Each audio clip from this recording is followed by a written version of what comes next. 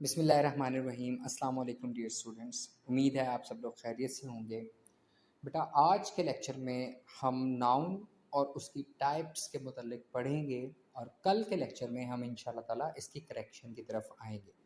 तो आइए बेटा अपना लेक्चर स्टार्ट करते हैं। सबसे पहले देखते हैं कि नाउन क्या होता है। नाउन को उर्दू में बेटा इसम कहते हैं। अगर डेफिनेशन की बात करें, a noun is a word that names something. Noun एक लफ्ज़ है जो कि चीज़ों को नाम देता है। सिंपली हम कह सकते हैं noun is a naming word. Noun जो है वो नाम देने वाला लफ्ज़ है, नेमिंग वर्ड। ठीक है। A person, a place, a thing और एन आइडिया। ठीक है। मतलब दुनिया में अगर देखा जाए तो बेटा हर चीज़ नाउन है। हम अपने इर्द गिर्द कोई भी चीज़ देखते हैं उसका कोई ना कोई नाम है। ठीक है। कोई दुनिया में कोई ऐसी चीज़ नहीं है जिसका कोई नाम ना हो।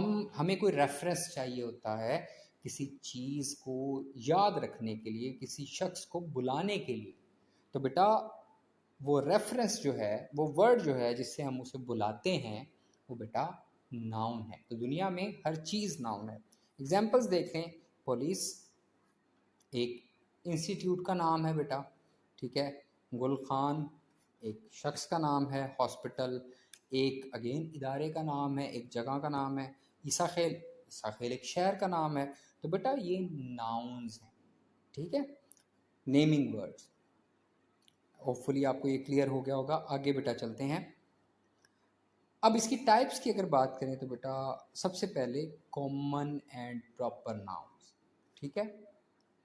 इसमें नकरा और इसमें ख़ास, उर्दू में अगर हम इसका जिक्र करें, सबसे पहले common noun. A common noun names any person, place और थिंग। ठीक है। एक कॉमन नाउन जो है बेटा वो क्या करता है, वो आम चीज़ों का नाम होता है। आम अशख़ास के लिए हम यूज़ करते हैं, कॉमन चीज़ों के लिए। ठीक है। और कॉमन आइडियाज़ के लिए, कॉमन प्लेसेस के लिए बेटा हम जो है वो यूज़ करते हैं। मिसाल के तौर पर माई book is on the table. ठीक है। बुक, दुनिया में बहुत सारी किताब है लेकिन स्पेसिफिक बुक का नाम नहीं है। वो बुक रियाजी की है, इंग्लिश की है, फिज़िक्स की है, केमिस्ट्री की है, ये नाम नहीं है, सिर्फ बुक है। वो कोई भी हो सकती है। ठीक है। तो बेटा बुक एक कॉमन नाउन है। Tamika went to school early this morning. ठीक है। तमीका जो है वो सुबह सवेरे या इस सुबह जल्दी स्कूल चली गई। तो बेटा वो कौन से स्कूल गई ये जिक्र नहीं है, बस वो स्कूल चली गई। स्कूल तो सैकड़ों हो सकते हैं या दसियों हो सकते हैं। ठीक है। तो चूंकि ये स्पेसिफिक नहीं है कि कौन सा स्कूल है, तो बेटा या नाम हमें नहीं बताया गया स्पेसिफिकली, तो ये स्कूल भी यहाँ पर कॉमन नाउन है। इसके बाद बेटा प्रॉपर नाउन की बात करें तो इसका एग्जैक्ट उल्टा है। Proper noun names a specific person, place, thing और आइडिया। ठीक है।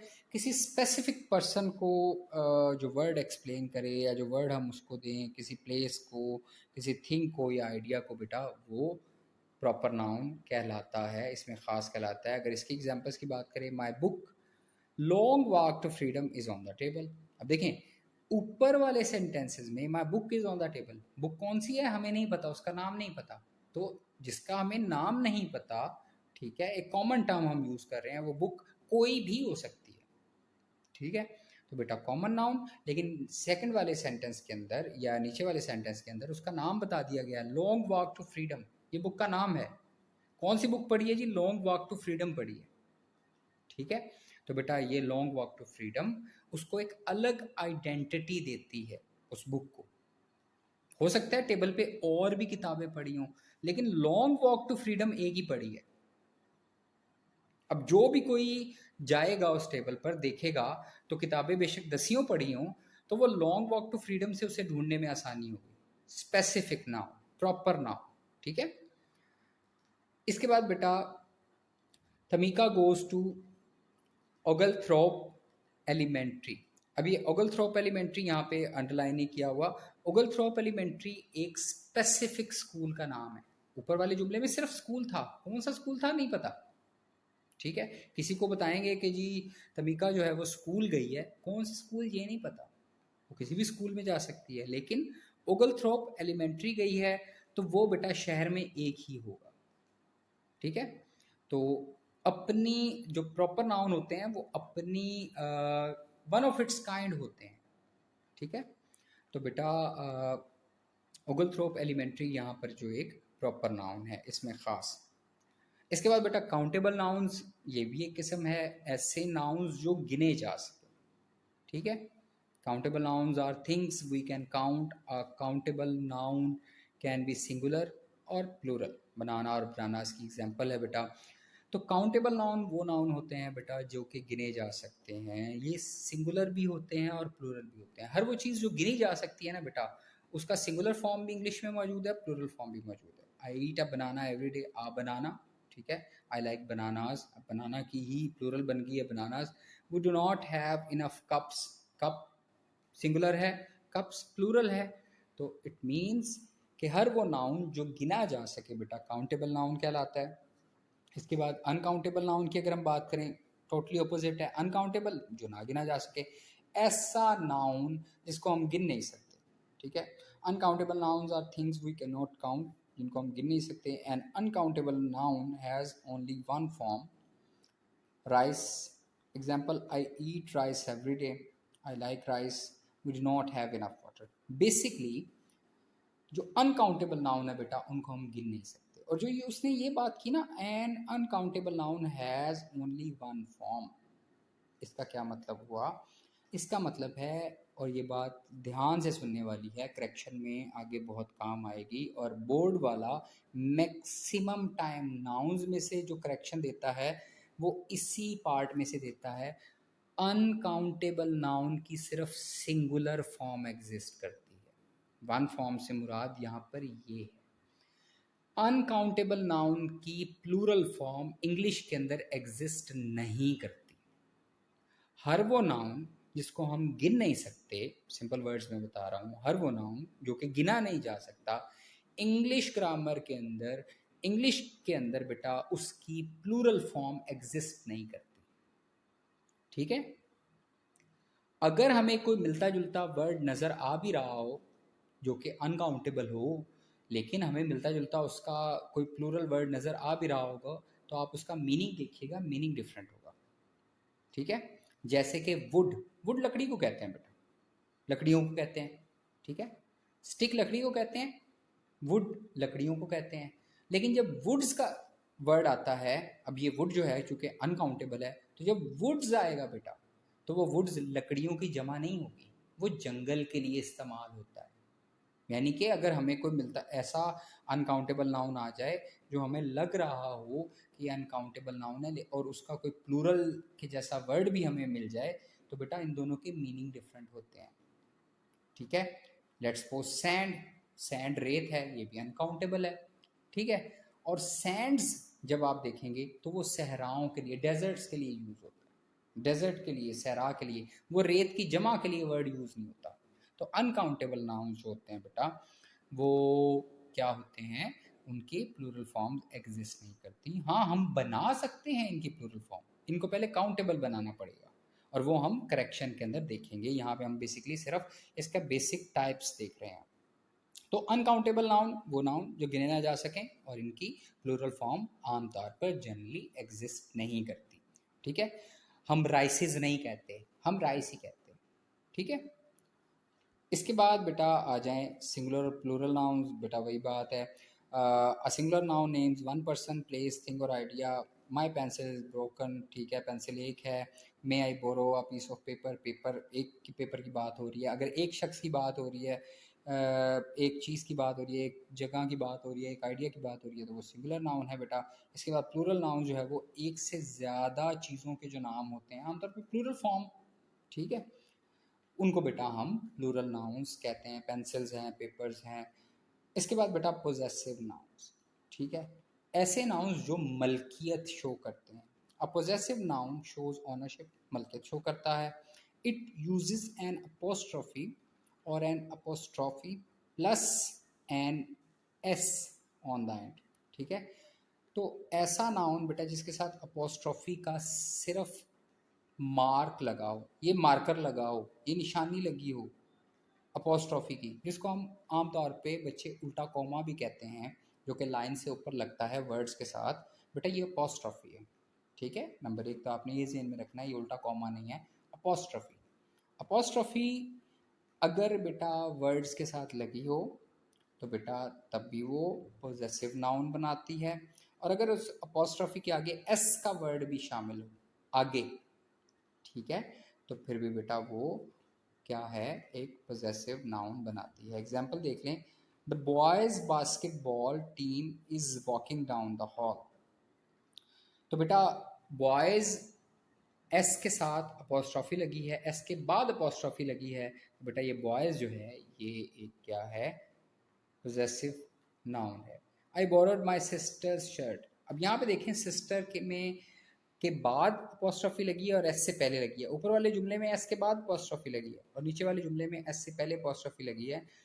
ये सिस्टर्स, ये वर्ड तो पोजेसिव नाउन है, लेकिन यहाँ पे एक चीज़ में मुझे आपने बतानी है, क्योंकि ये मैंने आपको बार बार रिपीट करवाई है। हमने हमारी बेटा जो फर्स्ट ईयर थी उसके अंदर काफ़ी दफ़ा ये अपोस्ट्रोफी वाला रूल पड़ा है कि ये अपोस्ट्रोफी एस पहले जुमले में एस के बाद क्यों लगी हुई है और नीचे वाले जुमले में एस से पहले क्यों लगी हुई है, ये आपने मुझे रिकॉल करके बताना है, ठीक है। ये आपके असाइनमेंट के तौर पे भी है, ठीक है। और अगर किसी को भूल गया हो तो मैं इसका जिक्र कल कर दूंगा, ठीक है। और इसका ताल्लुक अगेन मैं आपको थोड़ा सा हिंट दे देता हूँ, सिंगुलर नाउन और प्लूरल नाउन के साथ मैं आपको हिंट दे देता हूँ। अच्छा, आगे आते हैं बेटा कंक्रीट एंड एब्स्ट्रैक्ट नाउन्स की। अगर हम बात करें तो बेटा concrete noun names a material thing, person और प्लेस। कंक्रीट जो नाउन है वो बेटा मटेरियल चीज़ों को नाम देता है, ठीक है, लोगों को नाम देता है, प्लेसेस को नाम देता है। It is something that can be physically touch. तो बेसिकली बेटा हर वो चीज़ जिसको हम टच कर सकते हैं, फील कर सकते हैं, देख सकते हैं, ठीक है, वो बेटा कंक्रीट नाउन की कैटेगरी में आता है, ठीक है। A parade began at 7 o'clock to celebrate. A parade जो है वो हम उसे देख सकते हैं, ठीक है। अच्छा, उसके बाद an abstract noun names ideas feeling और qualities they can not be physically touched. Important चीज़, एब्स्ट्रैक्ट नाउन जो होते हैं बेटा उनको वो आइडियाज़ होते हैं, हमारी फीलिंग्स होती हैं और इंसान की क्वालिटीज़ होती हैं, इनको फिजिकली टच नहीं किया जा सकता, ठीक है। हमें नहीं पता कि जो ब्रेवरी है, बहादुरी है, उसकी 8 टांगे हैं, 10 पाँव हैं, 2 गर्दनें हैं। हर एक के माइंड में ब्रेवरी का एक अलग कॉन्सेप्ट है। उसकी फिजिकल फॉर्म किसी ने नहीं देखी, उसकी ठोस फॉर्म किसी को नहीं पता कि वो कैसा, ब्रेवरी कैसा है। वो हमारी एक बस फीलिंग है, एक क्वालिटी है लोगों के अंदर। सेम एंगर, एंगर का हर एक का अपना अपना पर्सपेक्टिव है, अपने अपने माइंड में उसका एक अलग अलग उसने शेप बनाई हुई है एंगर की। तो उनको हम फिजिकली देख नहीं सकते, टच नहीं कर सकते बेटा। हमारी फीलिंग्स, आइडियाज़ और क्वालिटीज़, इनको जो हम नाम देते हैं बेटा वो नाम एब्स्ट्रैक्ट नाउन्स के अंदर आते हैं, ठीक है। सोरो, लॉस, हैप्पीनेस, ये सारे के सारे बेटा क्या हैं, एब्स्ट्रैक्ट नाउन्स हैं। इसके बाद बेटा कलेक्टिव नाउन की अगर हम बात करें, collective noun name of group और collection of people, places, things और आइडियाज। किसी एक ग्रुप को एक नाम दे देना, ठीक है, लोगों के, एक जैसे लोगों के ग्रुप को एक नाम दे देना, ठीक है, वो बेटा, या चीज़ों के एक ग्रुप को एक नाम दे देना, ठीक है बेटा, वो कलेक्टिव नाउन कहलाता है। द क्राउड, लोगों का जो हजूम है उसको एक नाम दे देना, पीपल कहने के बजाय, ठीक है, अ लॉट ऑफ पीपल कहने के बजाय क्राउड कह देना। बेटा ये क्राउड क्या है, ये बहुत सारे लोगों के लिए इस्तेमाल हो गया, तो ये क्या हो गया बेटा, ये हमारा कलेक्टिव नाउन हो गया। हर्ड ऑफ एलिफेंट, इसी जुमले के आखिर में देखें, हर्ड, ठीक है, हर्ड जो है किसको कहते हैं, रेवड़ को कहते हैं। बहुत सारे हाथी जब एक जगह जमा हो तो हर्ड ऑफ एलिफेंट, ठीक है। उस हाथियों के जो बेटा हजूम है, हाथी जो ज़्यादा तादाद में जमा है, उस ग्रुप को हाथियों के हर्ड ऑफ एलिफेंट कह दिया गया। तो बेटा ये भी एक कलेक्टिव नाउन है, ठीक है। तो बेटा ये कलेक्टिव नाउन होते हैं। इसके बाद the staff includes professional and non professionals, ठीक है। स्टाफ, एक जगह काम करने वाले बहुत सारे वर्कर्स को एक ही नाम दे दिया स्टाफ, तो स्टाफ क्या हुआ, कलेक्टिव नाउन, क्योंकि ये उस एक ही जगह पे काम करने वाले बहुत सारे वर्कर्स हैं, उनका एक ही नाम है। The group of students is standing in line, ठीक है, स्टूडेंट्स, ठीक है, उनके लिए ग्रुप का वर्ड जो है वो यूज़ कर दिया गया। तो बेटा ये भी कलेक्टिव नाउन के अंदर हमारा जो है वो आ जाएगा। इसके बाद बेटा नेक्स्ट, इस ये हमारे बेटा जो नाउन और उसकी टाइप्स थी वो हमने आज देखी। हमने बेसिकली जल्दी जल्दी इसको कवर किया क्योंकि ये आपको पहले से भी इनका आइडिया है, हम इसको लास्ट ईयर भी कवर कर चुके हैं, इसलिए हमने इनको ज़रा ब्रीफली डिस्कस किया है। इन चीज़ों से मुतल्लिक, नाउन से मुतल्लिक, उसकी टाइप से मुतल्लिक बेटा अगर आपके माइंड में कोई क्वेश्चन हो तो आप मुझसे पूछ सकते हैं। कल लेक्चर नंबर 3 में हम इसके रूल्स करेंगे। आज जितनी भी हमने टाइप्स किया ना बेटा, ये पढ़नी इसलिए ज़रूरी थी क्योंकि इन्हीं टाइप्स से मुतल्लिक लोग गलतियाँ करते हैं, करेक्शन भूल जाते हैं, चीज़ें भूल जाते हैं। तो बेटा इन्हीं के अंदर जो गलतियां हैं कल हम उसको करेक्ट करने की कोशिश करेंगे, उनके मुतालिक रूल्स पढ़ेंगे और बेटा उनको उनके जो सही यूजेज है वो हम बेटा अप्लाई करने की कोशिश करेंगे। कोई क्वेश्चन हो बेटा आप पूछ लीजिएगा। Thank you.